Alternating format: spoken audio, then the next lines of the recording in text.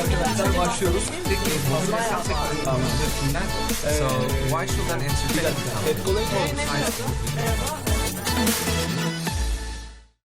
Sevgili Game Factory, sevgili Etkoren'i.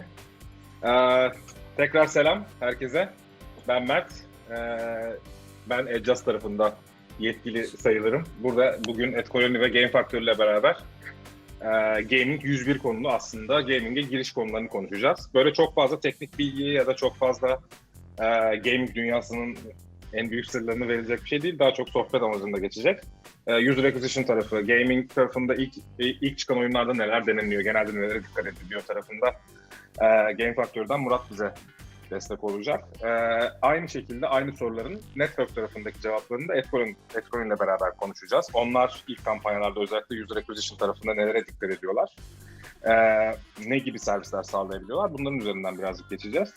Ben önce ufak bir tanışma kısmını başlatayım isterseniz herkes için. Ben Mert, Adjust'ın Middle East, Afrika ve Türkiye bölgelerindeki satış operasyonlarını yönetiyorum. Yaklaşık 3 yıldır Adjust'tayım. Berlin'deki headquarter'dayım. Ve topu yavaştan Murat'a yönlendiriyorum. Merhaba, ben Murat. Ben de Game Factory'nin kurucu ortaklarındanım.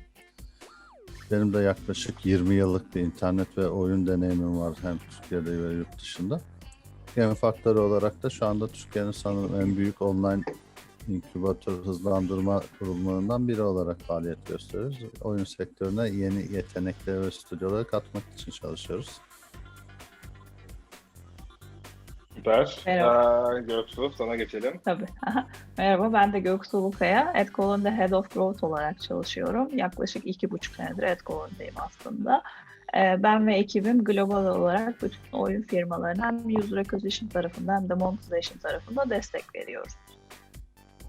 Süper. O zaman ufak başlıyorum. Sorulara geçiyorum.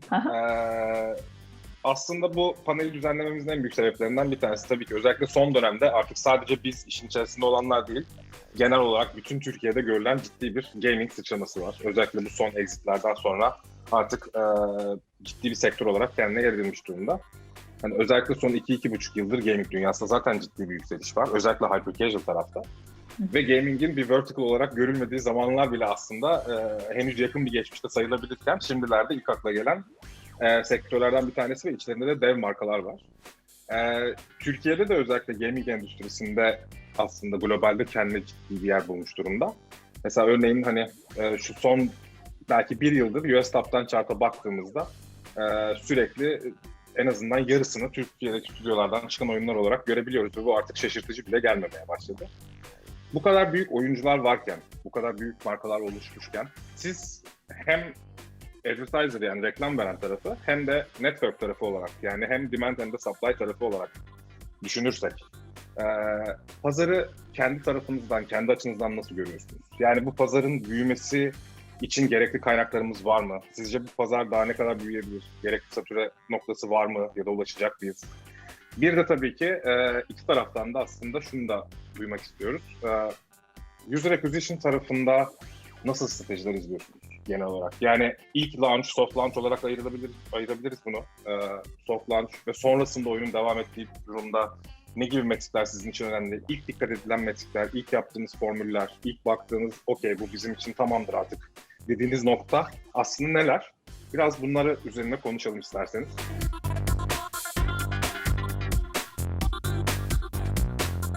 Murat senle başlayabiliriz dilersen. Önce reklam veren taraf olarak. Tamam, ben de başlayayım. Bizim hani şu anda Türkiye'deki oyun sektörüne baktığımız zaman zaten son 2 yıldır, 2,5 yıldır çok ciddi bir yükseliş var. Zaten 2 yıl içerisinde yaklaşık 2,5 milyar doların üzerinde bir exit'imiz var burada. Büyük exit'ler bunlar, hani 1,8 milyarlık peak exit'i, son aylarda rolling exit'i gibi. Orada bu sektörün hem büyümesini hem de daha fazla ciddiye alınmasını sağladı aslında. Burada hani global olarak da şu anda oyun pazarında bayağı iyi bir duruma geldik. Sadece Türkiye'de değil, bütün dünyada farklı ülkelerdeki şirketler ve kurumlar da Türkiye'nin bu konuda geldiği noktayı konuşuyorlar aslında. Bunu Game Factory olarak çok net görebilir. Çünkü bizimle iletişime geçen çok fazla publisher olsun, yatırımcı olsun, farklı kurumlar olsun Türkiye'deki oyun sektörünü takip ediyorlar. Daha fazla bilgi almak istiyorlar. Buradaki kontaklara erişmek istiyorlar. Aynı şekilde Türkiye içerisinden de artan bilgi var aslında. Şu anda örneğin biz bundan 2 sene önce yatırımcılara gidip oyun için konuştuğumuz zaman bize gülüyorlardı. Şu anda neredeyse bütün yatırım fonları, bireysel yatırımcılar, yatırım grupları hepsi bir şekilde oyun sektörüne girmek istiyorlar. Bunun çabası içindeler en azından. Böyle baktığımız zaman güzel bir trend var oyun sektöründe. Hyper Casual tarafında zaten çok başarılıyız. Bunu top chartlardan senin de söylediğin gibi sürekli hani her gün neredeyse 3-4 tane belki oyunumuz, Türkiye'de yapılmış oyun top chartlarda görebiliyoruz. Publisher olarak da başarılıyız. Rodi'nin gibi bir örneğimiz var sonuçta elimizde. Ama şeye baktığımız zaman hani bütün büyük exitlere baktığımız zaman Rolik hariç genelde casual ve midcore tarafından geliyor. Ve de aslında bu tarafta daha fazla artan yatırım ve kaynaklardan bahsedebilirim. Daha fazla şey geliyor bu tarafa, yatırımcı geliyor, kaynak geliyor. Yani oradaki başarılı olma kısmında baktığımız zaman aslında her şeyin özünde şey var. Doğru oyunu bulmak var. Doğru oyun dediğimiz zaman bizim profesyonel oyun üreticileri olarak aklımıza gelen şey, iyi oyun dediğimiz şey finansal olarak bize gelir getiren, iyi gelir getiren oyunlar. Burada da iyi gelir getirmek ne demek? Hani şey var. Çok önemli iki konu var. Kullanıcı kazanımı ve de gelir kazanımı. Bu ikisinde bir stüdyonun çok iyi olması lazım bu oyunun iyi olabilmesi için. Sadece birinde iyi olması yeterli değil. İkisinde de çok iyi olması gerekiyor. Burada basit bir matematik uyguluyoruz aslında. Buradaki işte LTV'miz CPI'ımızdan yüksek olacak. LTV dediğimiz bir oyuncunun bizim oyunumuzu oynadığı süre boyunca lifetime value'su yani hayat boyu bize kazandırdığı değer para. CPI'da cost per install yani bir oyunumuzu indirtmek için bizim harcadığımız pazarlama bütçesi aslında. Yani bir oyuncu için harcadığımız para oyuncudan kazandığımız paradan yüksek olacak ki o oyun karlı olarak büyümeye devam edebilsin. Bunu sağlayabilmek için tabii ki bütün oyun şirketleri bu konuda uzmanlaşmış, kendi ekipleri ve üzerinde çalışması gerekiyor. Ama çok önemli konulardan bir tanesi de bu konuda en iyi partnerlerle çalışmak açıkçası. Bizim oradaki partnerlerden ana beklentimiz bizi sadece bir müşteri olarak görmemesi. Çünkü bizim operasyonumuza direkt olarak dahil olması, bizi iyi bir şekilde yönlendirmesi. Bu partnerlerden konuşmuşken zaten en iyi iki partnerimiz de burada. Size sözü bırakabilirim. Teşekkür ederim. Ya zaten Murat çok iyi özetledi Türkiye'deki son 2 yılda gelişen oyun sektörünü aslında. Biz de Etkoloni olarak 2019 başından beri bu trendi takip ediyoruz. Dolayısıyla burada lokal performans ekibi kurduk. Bütün ekip arkadaşlarımız belli oyun türlerinde, kategorilerinde uzmanlaştılar. Çünkü yani bizim tarafta özellikle tüm oyun kategorilerinin kendilerine has kuralları ve optimizasyon metodları var. Dolayısıyla sürekli oyun firmaları ve MMP partnerlerimizle dirsek teması içinde bulunmamız gerekiyor. Network'ümüz içinde en iyi kampanyayı ve en iyi performansı sağlayabilmek adına MMP'den alacağımız datalar bizim için çok önemli. Burada Adjust bizim için en güçlü yol arkadaşı diye söyleyebilirim genel olarak. Süper. Evet, biz de bu tarafta aslında ikimizin de dediği gibi hani öncelikle reklam veren tarafına aslında belirli metrikler, sonuçta belli formülleri var bu işte. Tamamen user acquisition tarafında da var. Revenue hesaplama tarafında da var. LTV içinde kullanılan formüller var. İşte ARPDAU gibi kullanılan çok yaygın formüller var. Bu arada sizin için böyle ufak tefek sorular da hazırladık. Bir tanesi şimdi ekrana düşmüş olması gerekiyor. Bunlara da cevap verebilirseniz süper olur. Böyle bir genel sizin yorumunuz nedir? Sizin bakış açınıza göre gaming dünyasında neler oluyor gibi. Çok basit aslında sorular hazırladım. Sonuncusu tamamen size kalmış bir soru zaten. Herkesin kendi ayrı cevabı olabilir. Ben yine ufaktan devam ediyorum konuya. Biz bu tarafta aynı reklam verene data sağlamak zaten bizim öncelikli amacımız. Burada sağladığımız datayı size de sağlamak aslında sizin de optimizasyon yapabilmeniz adına, o Etkoloni tarafından bahsediyorum yani. Optimizasyon yapabilmeniz adına tabii ki çok önemli bulgular veriyor. Bunları tabii bildiğiniz gibi hani biraz daha böyle teknik terimlerden çok ufak dokunacak olursak callback'lerle hem size hem o tarafı paslayarak kampanya nasıl gidiyor, siz nasıl bir performans sağlıyorsunuz, markanın beklentisinde ve karşında siz belki optimizasyon adına neler yaparak bunu biraz daha scale edebilirsiniz aslında. Bunları bu süreçte biz servis vermeye devam ediyoruz. Marka tarafında da zaten öncelikle bakılan kısım deliverables dediğimiz aslında tamamen kampanya performansı, yani marketing source performansı dediğimiz bir kısım var. Bir de işin ikinci bir kısmı cohort var. Orayı da zaten biraz sonra tekrar konuşuyor olacağız. Benim bir sorum daha olacak size. Yine iki tarafı için de geçerli. Şimdi gaming vertical'ında deyim yerindeyse user acquisition savaşları görüyoruz aslında. Herkesin bununla ilgili kendine göre bir özel bir formülü olabilir, bir yolu olabilir. Belli baktığınız metrikler, belli kullandığınız aslında feature'lar olabilir. Ve tabii ki işin sonunda maliyet çok önemli. Bunun için de belli formüller hesaplayıp karlılık döndürmeye çalışıyoruz. Şimdi bu tarafta bu dediğim user acquisition savaşlarının altında aslında konuşmak gerekirse. User acquisition kanalındaki birim maliyet, formül hesapları, bunları bir kenara bıraktığımızda işin daha uzun ömürlü olan oyunları tarafında ise, yani casual oyunlar diyelim, mid-core oyunlar diyelim, bu tarafta ise hem user acquisition hem bir de edinilen kullanıcının datasının en ince ayrıntısına kadar inceleyip retargeting veya retention üzerine gitmek de hayati bir önem taşıyor tabii ki. Bu iki konu özelinde planlama ve aksiyon süreçleriniz nasıl ilerliyor? Aslında bunu soracaktım. Yani ne gibi formüllere başvurup mesela nasıl sonuçlar bekliyorsunuz aslında? Ya da networklerle, örneğin network'ün kısmı için de bu geçerli tabii ki. Ne tip kampanyalar planladığınızda daha hızlı sonuç alıyorsunuz? Mesela Edcoin tarafında da bunun için belirli ürünler tabii ki oluyor olabilir. Farklı paketlenmiş ürünler olabilir. Ve networklerden bu konuda alabildiğiniz destekler neler sizin aslında? Murat, bu soru da senin için geliyor. Yani son olarak Edcoin tarafında, Game Factory ve Edcoin'in partnerliğine bağlıyım. Bunu nasıl çözümler ile yukarıda belirttiğim taleplere karşılık verebiliyorsunuz? Yani bu iki taraf arasındaki bu süreç nasıl işliyor? Birbirinize nasıl support veriyorsunuz? Birbirinize nasıl destek oluyorsunuz ki ortaya en iyi performans çıkıyor?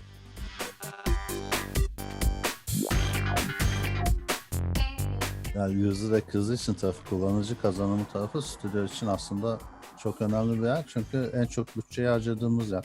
Yani aslında asıl bütçeye harcadığımız yer. Bütçemizin en büyük kısmını buraya harcıyoruz.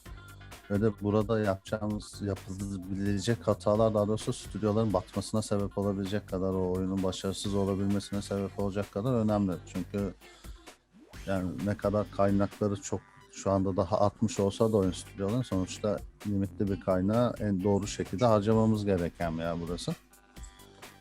Burada her fırsatı değerlendirmek üzerine dayalı aslında bütün strateji. Çok fazla trafik kaynağımız var, çok fazla reklam yapabileceğimiz yer var aslında, oyuncu kazanabileceğimiz yerler var. Ve de bunların hepsinde de aslında çok ciddi rekabet var. Bizim için doğru yerleri seçebilmek için burada yaptığımız en önemli şey her trafik kaynağımızı, her kampanyamızı sürekli test etmek. Buradaki karar vermede kullandığımız tek kriter de aslında bu testlerin sonuçları, oradan gelen datalarla karar verebiliyoruz ve hareket edebiliyoruz.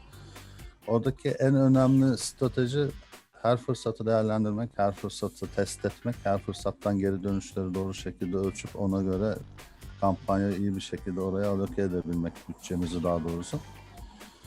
Bunun için de neler yapıyoruz? İşte her kaynaktan gelen kullanıcıyı test edebilmemiz için bu kohortları doğru şekilde takip etmemiz gerekiyor. Her kohortun ayrı ayrı retention'ını, gameplay'ini, dönüşüm oranlarını ölçmemiz gerekiyor. Ve de her kohort için, buradaki her kampanya için, her trafik kaynağı da demiyorum, o trafik kaynağında yaptığım her kampanya için benim bu bahsettiğim LTV ve CPI değerlendirmesini teker teker yapmamız gerekiyor. Burada ortalama değerlere bakıyoruz tabii ki, oyunun genel sağlığını görebilmek için. Ama sadece ortalama değerler üzerinden ilerlediğimiz zaman bu bize çok ciddi yanılgılara sebep olabilir. Bütçemizi çok ciddi şekilde yanlış harcamamıza da yol açabilir. İşte bu noktada aslında Attribution Tool giriyor devreye. Böyle buradaki partnerimiz giriyor. Elimizde doğru veriler olmadığı zaman, buradaki doğru attribution verileri, doğru kohort verileri olmadığı zaman yapamayız.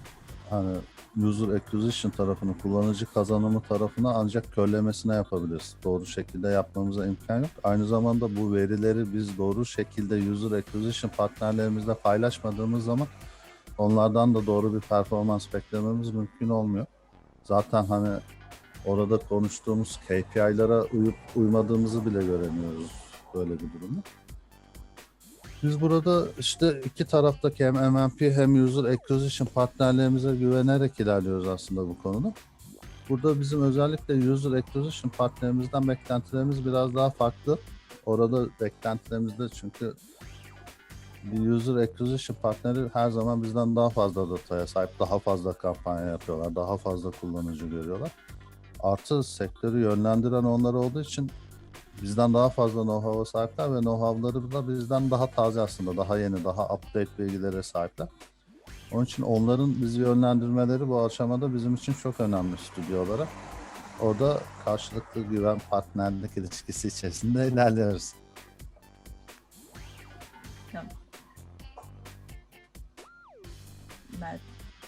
Ben devam edeyim istersen.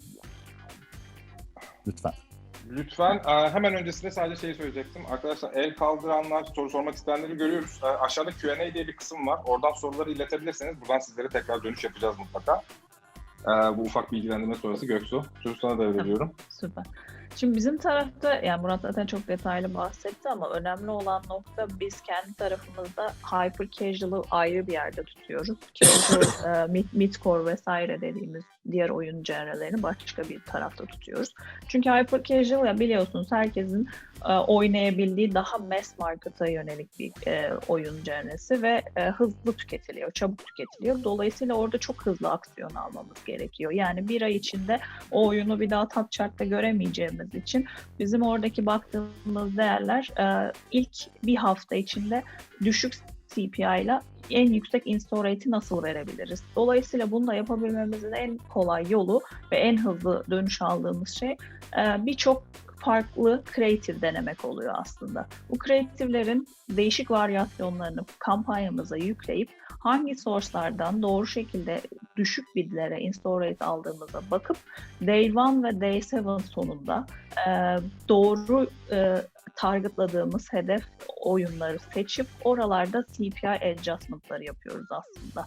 Dolayısıyla amacımız hep şu noktada, hyper casual'da şu, hep install rate'i arttırmak, CPI bidimizi de düşürmek. Çünkü günün sonunda o oyunların algoritması düşük gelirlerle, düşük bütçelerle yapılıp yüksek gelirler elde etmek. Bu reklam gelirlerini de maksimize etmek için CPI'ımızı düşürmemiz gerekiyor aslında. Diğer taraftaki, özellikle casual ve midcore tarafta baktığımızda bu noktada farklı bir stratejiyle ilerliyoruz aslında. Ne yapıyoruz burada? Şimdi müşterilerimizin kendi belirledikleri KPI'ler var. O yüzden bunları anlamamız bizim tarafta çok önemli. Sonrasında Murat'ın da söylediği gibi bizde çok fazla varyasyonlu kampanyalar olduğu için network'ümüzde casual, bu genreye girmiş, daha önce yaptığımız bütün kampanyaları analiz ediyoruz. Buralardan çıkarttığımız doneleri kullanarak kampanyamızı optimize etmeye çalışıyoruz ve yönlendiriyoruz müşterimizi. Diyoruz ki evet, bu bid güzel, evet bu creative de güzel ama bir de şunu da ekleyelim. Ne olabilir? İşte bir guided install ekleyelim vesaire diyoruz gibi düşünebilirsiniz. Ya da işte şu geo'yu da açalım. Yani sadece Amerika odaklanmayalım ama işte diğer Tier 1 country'lere de yönelelim. İşte İngiltere'de de bir kampanya yapalım, Japonya'da da bir kampanya yapalım vesaire diyoruz. Bu noktada da yine dediğim gibi iletişim yönetimini çok önemsiyoruz. Biz dolayısıyla her gün günlük olarak müşterilerimizle konuşup onların belirledikleri KPI'lara göre hedefimizi yönlendiriyoruz aslında.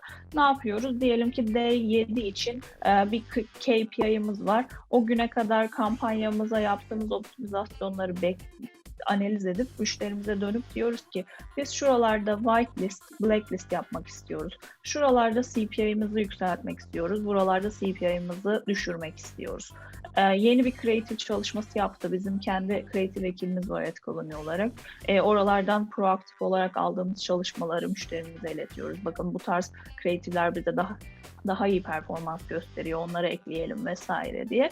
Günün sonunda 7 günlük bir periyot sonunda bu yaptığımız analizleri iletiyoruz.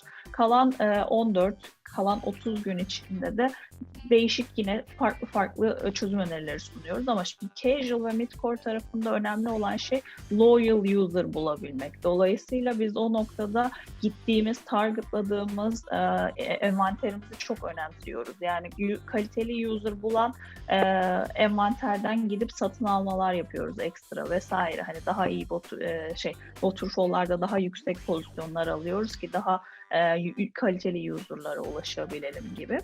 Bunun dışında retention optimizasyonu yapıyoruz tabii ki kampanyamız belli bir seviyeye geldikten sonra. Bunun dışında ama bizim yani kampanya bakmaksızın AdColony olarak yaptığımız şey doğru kampanyayı doğru user'a göstermek aslında. Algoritmamız tamamen bunun üzerine kurulmuş bir şekilde. Dolayısıyla yaptığımız bütün bu takipler işte gün hafta retention ROAS takipleri, rakip analizleri ya da kaçırılan potansiyel başka kanalları belirlemekle birlikte müşterimize transparan bir ilişki kuruyoruz. Bizim bence en iyi yaptığımız şeylerden birisi bu networkler olarak. Hani daha samimi bir ilişkide daha detaylı bir kampanya yönetimi yapıyoruz. Sonrasında da iyi retention ve ROAS gördüğümüz sonuç kampanyaları ve uygulamaları bularak müşterilerimize mutlu etmeye çalışıyoruz aslında. Ve aynı şekilde tabii ki bütün bu dataları aldığımız yer bizim MMP dashboardlarımız. Bu noktada MMP'lerin bize her beklentimizi sağlıyor olması çok önemli. Ne yapıyoruz aslında? Nelere bakıyoruz? İşte hani ROAS'a bakıyoruz, session length'e bakıyoruz, işte retention rate'lere bakıyoruz. Dolayısıyla bu kampanyalardaki bu analizleri aldıktan sonra kendi tarafımızda CPI bid, creative optimizasyon, işte segmentation vesaire gibi optimizasyonlar yaparak kampanyamızı en yüksek seviyeye çıkartmaya çalışıyoruz aslında. Çok teşekkürler ikinize de. Bir bağlantılı aslında bunlarla ilgili hazır sıcakken konu bir şey daha sormak istiyorum. Tabii. Bu da açıkçası bizim gibi yani Adjust gibi MMP'lerde aslında dedik ya Adjust'tan aldığımız datalar siz iki taraf olarak da kullanıyorsunuz. Bu arada ikinci sorumuz da düştü sanıyorum. Buna da cevap vermenizi rica edeceğiz. Bizden aldığınız datalarda aslında hangilerini görmek sizin için anlamlı ve önemli bir hal alıyor? Bu hem advertiser tarafı için de geçerli, yine network tarafı için de geçerli. Mesela Murat, siz bizdeki dashboard'u incelerken veya bizden çektiğiniz raporları incelerken ilk baktığınız, genelde ilk gözünüze çarpan şeyler neler oluyor? Ya da ilk sizin özellikle baktığınız, raporlamaya koyduğunuz, eklediğiniz metrikler bizde neler oluyor? Aynı şekilde network tarafında Göksu, sizin için de bizden gelen postbacklerde ilk kullandığınız, optimize edebilmek adına ilk baktığınız metrikler sizin tarafta neler oluyor? Bunları isterseniz biraz da konuşalım. Burası da önemli bir konu. Sonrasında da tekrar sorulara geçebiliriz isterseniz. Arkadaşların da bazı sorduğu sorular var. Sonrasında bir Q&A olarak onlara da bakabiliriz.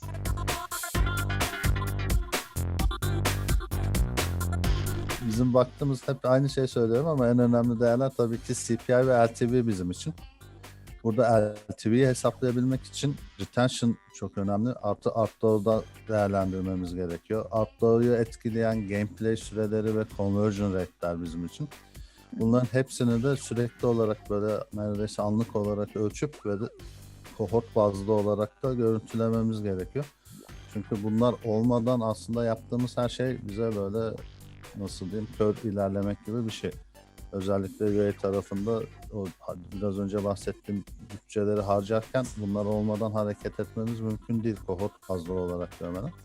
Standart analitik araçlarımız var tabii ki. Onlarla da görebiliyoruz ama onlar bize ortalama değerler sunuyorlar. Bu kampanya bazlı ya da trafik kaynağı bazlı değerleri onlardan görmemiz mümkün değil.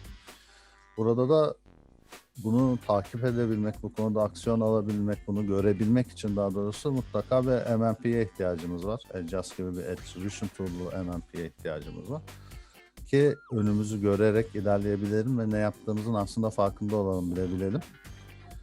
Bu MMP sayesinde aslında bunların hepsini cohort bazlı olarak tekrar ediyorum. Tek bir dashboard'dan görebiliyoruz. Bu tek bir dashboard'dan bunu takip edebilmek bize hem karar verme hem de operasyon açısından çok ciddi bir hız sağlıyor ki oyun sektöründe aslında hız bizim için her şey. Böyle anlık ve çok ciddi hızlı kararlar vermemiz gerekiyor. Onun için ana baktığımız metrikler bunlar bizim. Öyle takip ettiğimiz ama bu ana metrikler dedim bunlara bakmadan hareket edemediğimiz metrikler bunlar. Öyle söyleyeyim. Gayet iyi. Çok iyi anladık. Sağ ol. Teşekkürler. Peki sizin baktığınız metrikler dışında şimdi mesela AdColony'ye optimizasyon şansı vermek için aslında benim az önce bahsettiğim konuya giriyor. Siz onlara da postback oluyorsunuz bir yandan. Onların getirdiği install'lar, onların getirdiği purchase'lar mesela olabilir. Bu tarafta Göksu siz neler dikkat ediyorsunuz? Yani size bu tarz prospektler düştüğü zaman daha iyiye götürebilmek için aldığınız aksiyonlar neler veya okuduğunuz metrikler ve dönüştürdüğünüz formüller bu tarafta neler oluyor? Tabii. Şimdi şöyle aslında bizim tarafta, şimdi biz bütün kampanyalarımızda bir hedef odaklıyız sonuçta. Dolayısıyla bu dataları okuyabilmemiz çok önemli. Ne yapıyoruz? Diyelim ki ROAS hedefli bir kampanyamız var. İşte install'a bakıyoruz. Aynı zamanda spend'in yanı sıra paying user sayısına bakıyoruz mesela.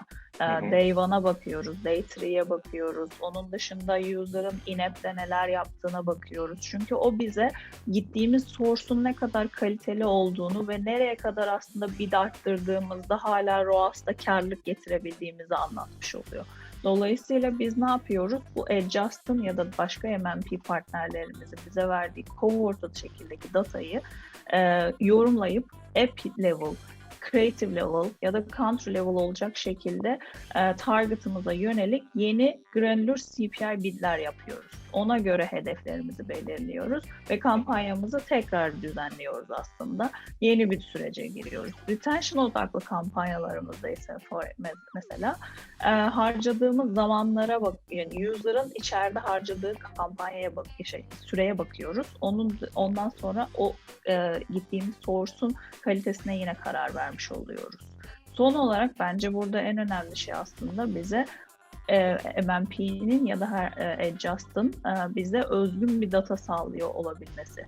Nedir bu aslında? Şimdi sadece ROAS ya da retention hedefli kampanyalarımız olmuyor bizim günün sonunda. İşte yeni üyelik oluşturma gibi kriterler olabiliyor ya da belli bir bölüme kadar ilerlesin diye KPI'lerimiz oluyor bizim. O noktada bizim bu tarz dataları da bir MMP partnerimizden alabiliyor olmamız gerekir ki buna göre yine kampanyamızı optimize edelim. Dolayısıyla Adjust mesela bu noktada bize bu datayı düzenleyip geri kullanabileceğimiz şekilde yorumlattığı için biz bu sayede kendi envanterimizde müşterilerimizi nereye ve nasıl yönlendirebileceğimize karar veriyoruz aslında. Süper. Biz de aslında bu tarafta benim de ufak eklemek istediğim şey sadece bununla alakalı. Sizin ikinizin de söylediği baktıklarınız metrikler aslında bizde çok keskin bir şekilde ayrılıyor hemen bir tarafında. Bir tanesi aggregate data dediğimiz istatistik yani deliverables kısmı. Burası tamamen marketing kampanyalarının sonuçlarını gördüğümüz alan. Diğeri de aslında cohort kısmı. Cohort zaten bildiğimiz gibi user içeri geldikten sonra başlayan bir raporlama metriği sayılabilir. Dolayısıyla burada da tabii ki özellikle geçtiğimiz seneden sonra mesela şöyle ufak bir yenilik de yaptık hatta onu da buradaki katılımcı arkadaşlara da duyurmak isterim. Sadece hyper casual odaklı gibi değil aslında daha uzun lifetime'lı oyunlara da yöneldik diyebiliriz. Çünkü extended cohort çıkarttık mesela. Extended cohort sayesinde şimdi day 0'dan day 100'e kadar gün görebilme imkanı sağlıyoruz. Normalde bildiğiniz gibi hani limitli veya belli başlı günler sadece gösterilir. Hani day 1, day 3, day 5, day 7, day 14, day 30 gibi. Ama biz biraz daha uzun lifetime olan oyunlara da hizmet verebilmek durumundayız. Çünkü nasıl burada sadece gaming özelinde konuşuyorsak tabii farklı birçok vertical'a aynı anda hizmet verebilmek zorunda olan bir tool. Dolayısıyla hem gaming metrikleri, örneğin işte LTV hesaplıyorsunuz mesela ama LTV tarafında atıyorum bazı hyper casual oyunlarda zaten in-app purchase'da yok. Yani tamamen ad revenue'den geliyor her şey ama bazı atıyorum casual'larında can suyu dediğimiz kısım aslında tamamen in-app purchase'lardan dönüyor. Dolayısıyla burada hem bizim LTV in-app purchase bazında gösterebiliyor hem de ad revenue bazında gösterebiliyor olmamız lazım. Ve combine bir şekilde ikisini birlikte de gösterebiliyor olmamız lazım. Dolayısıyla biz de bu tarz bütün metrikleri hazırladık. Tamamen API'den çekilebilir ve raporlanabilir bir hale de getirdik. Dolayısıyla illa dashboard'da kullanmanıza gerek kalmıyor ve tabii ki günün sonunda en detaylı kısım raw data olarak kalıyor ki az önce konuştuğumuz callback'ler, postback'ler hep bunların üzerine de dönüyor diyebiliriz. Yavaş yavaş sürenin sonuna geliyoruz. Ufak bir sohbet için gayet güzeldi. Gaming in a nutshell diyebileceğimiz bir konsepte geçti. Birkaç soru var. Bu soruları öncelikle Murat, bir tanesi sana Murat. Okuyorum soruyu sana. Özellikle yeni başlayanlar için hyper casual oyunlara, özellikle yeni başlayanlar hyper casual oyunlara yönlendiriliyor. Başlangıç seviyesini geçtikten sonra hyper casual dışında kendimizi sınırlandırmadan hangi oyun türlerine yönelmemiz gerekir? Başlangıçta hyper casual'e neden yönlendiriyoruz önce onu yapalım. Özellikle yeni kurulan ekiplerde hızlı çıktı alabilmek için hyper casual şu anda güzel bir şey. Bu arada her ekip şu anda her stüdyo hyper casual yapmaya bayılmıyor gerçek hayatta, onu söyleyeyim. Hyper casual sevmeyen stüdyolar da var hatta böyle hyper casual aman oyun değil falan diye konuşan. Biz hyper casual'ı orada yönlendiriyoruz. Özellikle yeni başlayan stüdyolarda hızlı çıktı alabilmek için, birlikte çalışmalarını görebilmek için, bazı mekanikleri hızlı bir şekilde öğrenebilmek için hypercasual çok iyi bir yöntem ki şu anda global olarak dünyadaki oyun eğitimlerinde de üniversitelerde de şu anda hypercasual oyunlar üreterek öğretme üzerine ciddi bir trend var aslında. Bu Türkiye'de de var. Hı hı. Hypercasual'da başarılı olunur olunmaz o farklı bir tartışma. Hani oradan para kazanılır kazanılmaz ama çok iyi bir deneyim kazanılır. Bunu çok net olarak söyleyebilirim. Ekibin birlikte çalışmasını görebilmek için özellikle. Hı hı. Ondan sonra ne tür oyunlara geçileceği ya da geçmek gerekli mi o da ayrı bir konu. Ama geçilmek isteniyorsa bu tamamen stüdyonun kendi yapmayı sevdiği, oynamayı sevdiği oyunlara bağlı. Ve de kaynağına bağlı en önemlisi. Çünkü hyper casual haricindeki oyunları yapabilmek için aslında bir miktarda kaynak gerekiyor. Elinde hazır bir kaynağın olması gerekiyor. Süper abi, çok teşekkürler. Göksu, sana bir soru vardı. Sen yazarak cevaplamışsın ama istersen Aynen, evet. diğer katılımcılar için de ufak bir bilgi olsun adına bunu sesli ben Tabii, okuyorum aha. buradan. Indie bir oyun firmasının reklam kampanyası için direkt olarak Edcolony ile irtibat kurma olanağı var mı? Aynen. Ya bizim burada business development ekibimiz var. Onlar ilgileniyorlar bizimle daha önce hiç çalışmamış marka oyun firmaları ile ilgili. Ben o yüzden hani yanlış anlaşılma olmasın diye mail adresimizi de yazdım. İlgilenen arkadaşlar oraya mailleri atabilirlerse ekibimiz dönüş yapacaktır.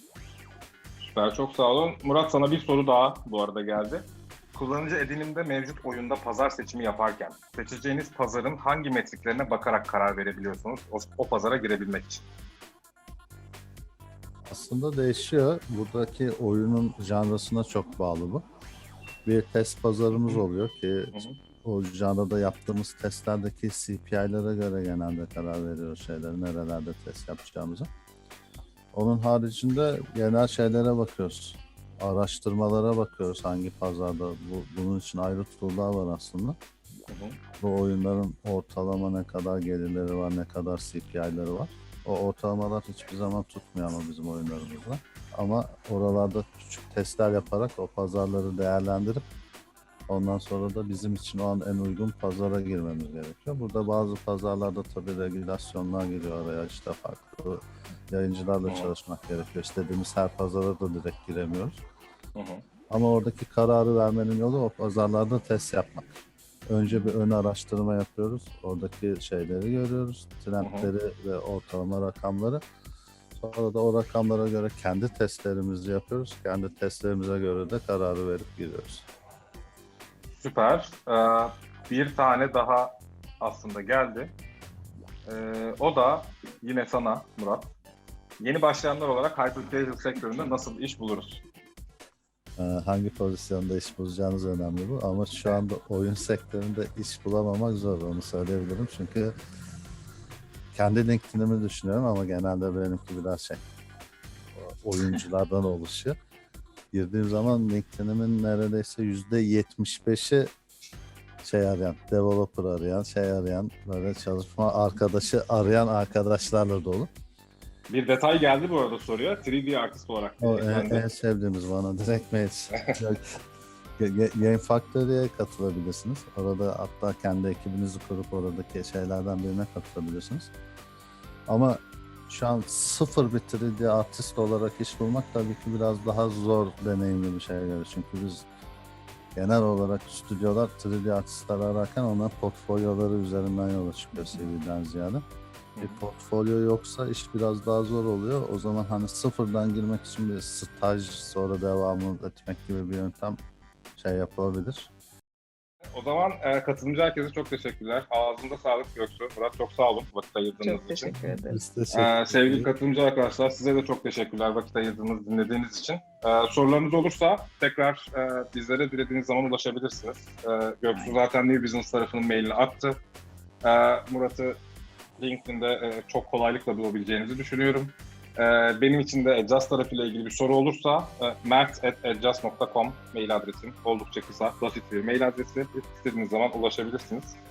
Herkese çok teşekkürler ve iyi günler diliyorum. Çok keyifli bir paneldi. Görüşmek üzere. Görüşmek üzere. Sağ olun. Herkesin emeğine sağlık. Dinleyenlerimize Bye bye. için teşekkürler. Bay bay. Görüşmek üzere.